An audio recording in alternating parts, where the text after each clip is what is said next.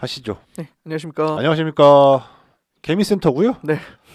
엔트센터. 네.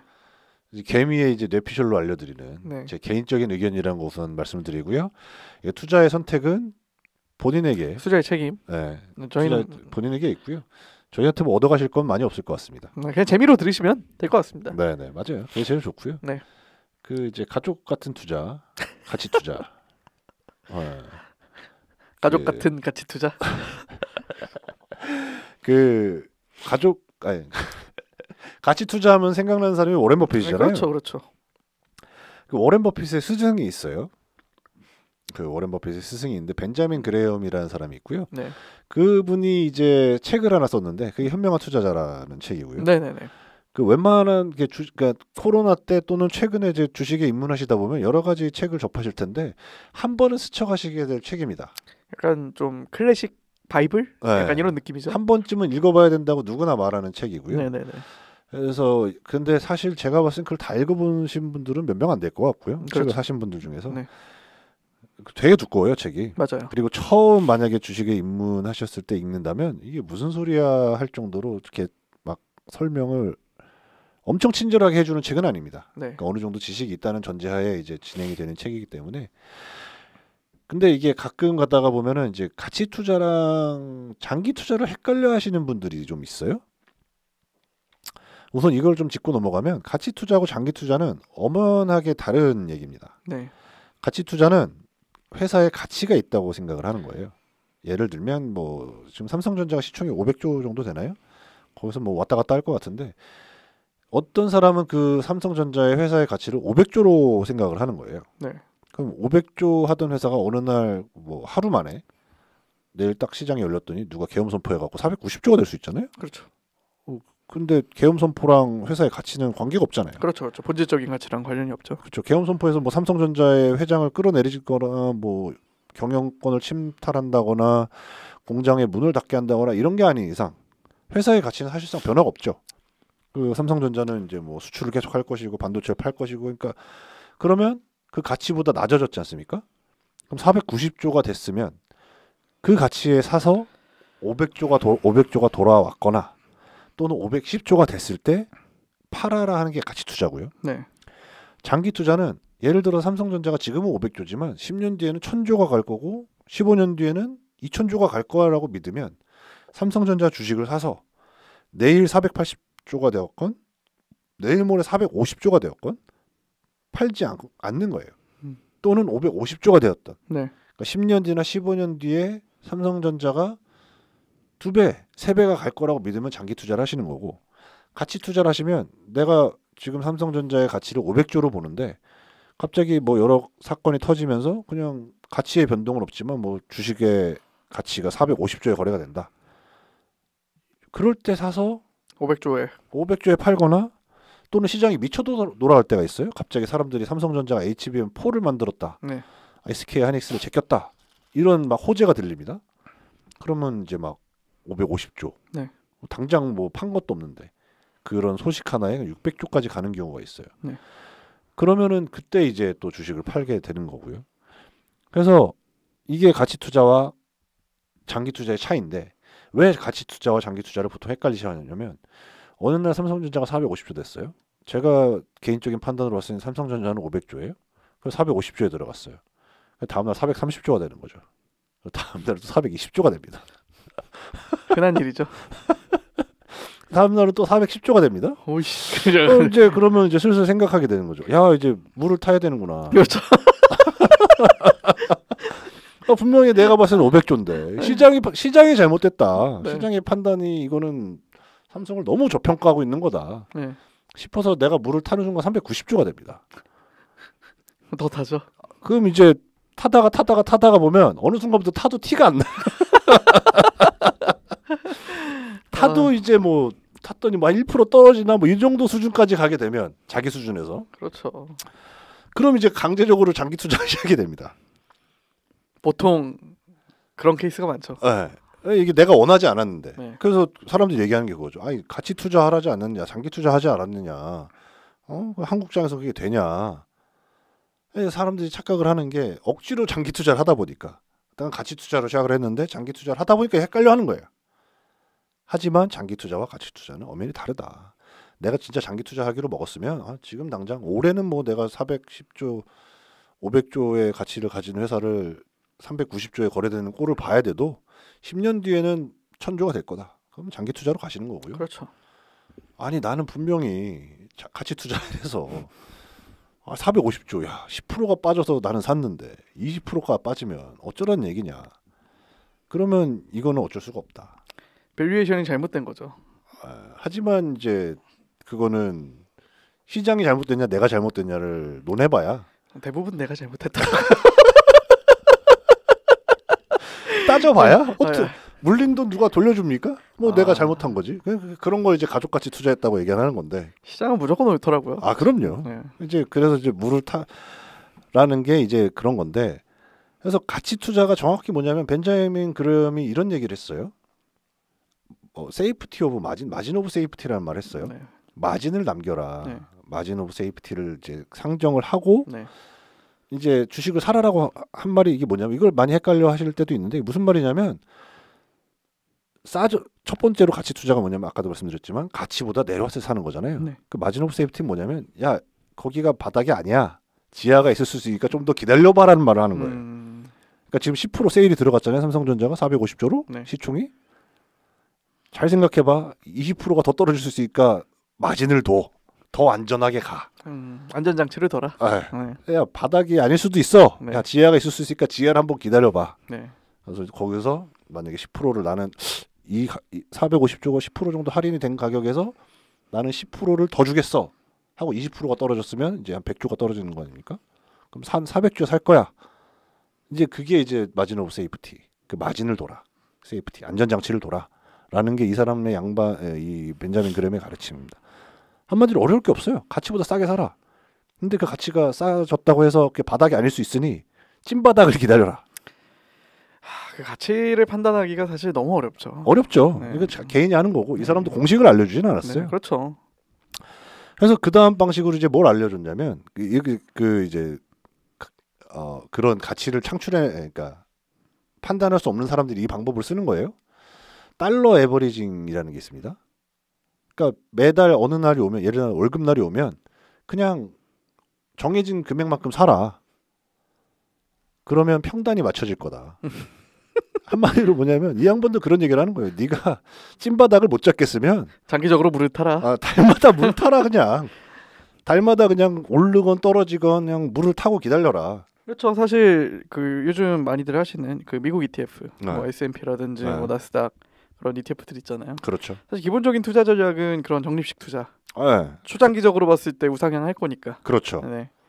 그럼- 네. 그러니까 물을 타라 이겁니다. 물을 타라. 정기적으로 물을 타라. 그러니까 마음을 비우고. 그렇죠. 물을 조금씩 길어와서 네. 탄다기보다는 길어서 채워라. 그렇죠. 탄다기보다는. 그렇죠. 네네. 내가 올바른 회사를 골랐다면 네.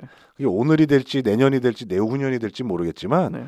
올 때까지 물을 타고 기다려라라고 네네네. 하는 거예요. 그러니까 450조, 400조, 350조 됐어도 뭐 물을 아무리 타도 뭐 티도 안 나도 결국엔 500조가 올 거라고 믿으면 그 순간을 향해서 기다리고 가치가 돌아오고 또 가치 이상의 평가를 고평가 받았을 때 팔 때까지 물 타고 기다려라.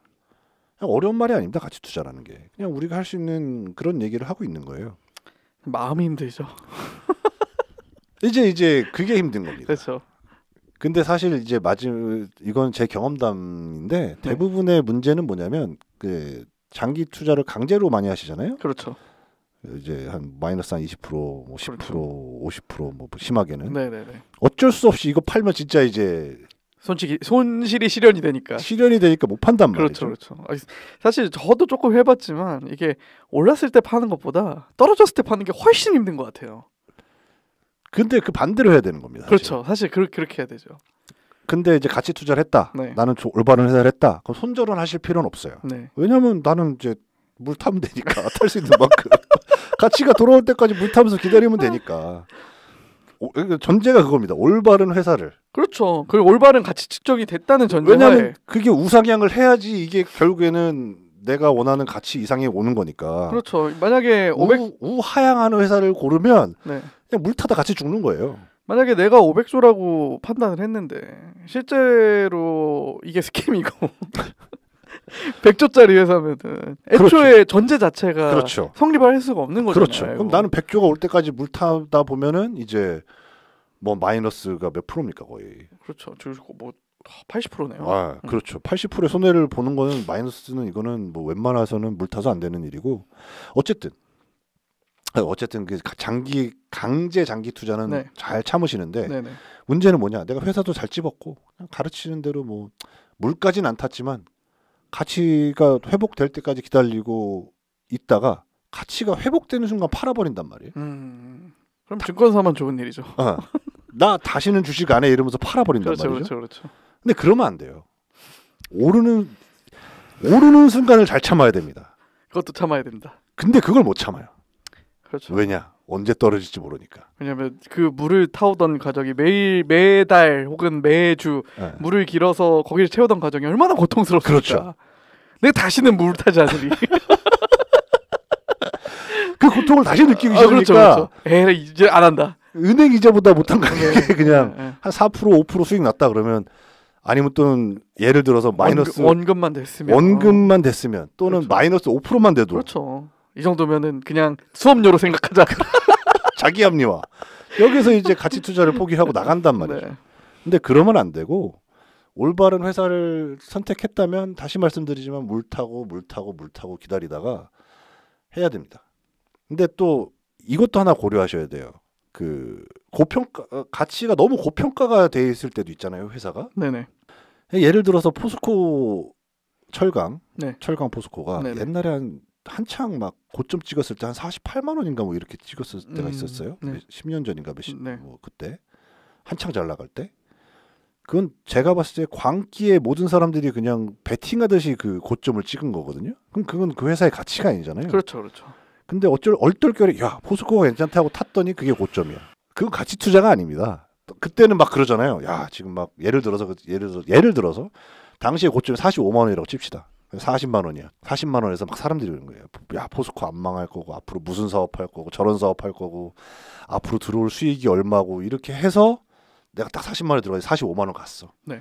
야, 근데 옆에서 들리는 소문들이 야, 포스코는 진짜 아직도 뭐 더 잘 나갈 거야. 뭐 막 철강은 뭐 우리나라의 먹거리고 야, 철없이 어떻게 살아? 뭐 이런 얘기가 들리는데 갑자기 뭐 43만 원, 42만 원, 뭐 38만 원 하다 한 20만 원, 18만 원까지 가는데 아니 가치 투자를 해서 나는 가치 투자했는데 미래를 보고 나는 가치 투자를 했는데 이게 맞는 거냐? 네. 정확히 판단하셔야 됩니다. 이게 고점인지 아니면 이제 그 광기에 그런 거품이 들어간 건지. 네. 그러니까 가치라는 거를 정확히 판단할 수 있는 정확한까지는 아니더라도 좀 이성적으로 판단할 수 있는 눈을 가지고 기업을 고르시는 게 기본이라는 전제. 너무 어렵네요. 그게 어렵네요. 근데 그러니까 이게 어렵지 않아요, 사실. 이성적인 판단을 어떻게 판단하냐면 옆에서 야 사야 된대 이래서 샀으면 솔직히 양심에 손을 얹고 그러면 사실 내가 판단 없이 산 거고. 그 네이버 증권 같은 데 들어가면 네. 검색 순위 있잖아요. 네. 상한가 친 것들 올라와 있잖아요. 그런 거 사시면 안 된다는 거예요. 그건 가치 투자가 아니다. 그렇죠. 가치 투자를 하시고 싶으면 좀 공부를 해야 돼요. 공부를 할 게 많이 없습니다. 사실 요새는 다 잘 돼 있어서 잘 돼 있긴 해요. 요즘에 과거에 비해서. 재무제표 다 찾아보실 필요 없고요. 네. 인터넷 찾아보시면 요새는 블로그만 가도 막 정리 엄청 잘 해놓으신 분들 많아요. 그리고 챗GPT 이제 AI 시대가 열리면서 그런 네. 것도 뽑아주는 그런 AI 모델도 굉장히 많아졌고. 그러니까요. 이제 뭐 옛날만큼 어렵게 공부하실 필요도 없고요. 맞습니다. 그래서 어쨌든 이제 오늘의 요는 뭐냐? 가치 투자와 장기 투자는 엄연히 다른 거고요. 네. 그 가치 투자를 개발하셨다는 이제 창립자라고 해야 되나요? 뭐 선구자 네. 벤자민 그레엄도 얘기를 했다.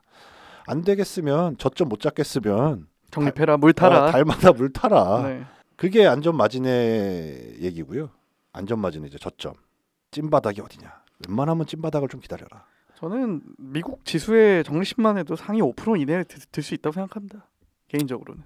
아 그럼요. 네. 그 과정이 워낙 좀 고통스러운 과정이고 지루하죠. 그렇죠. 지루하고 재미없고.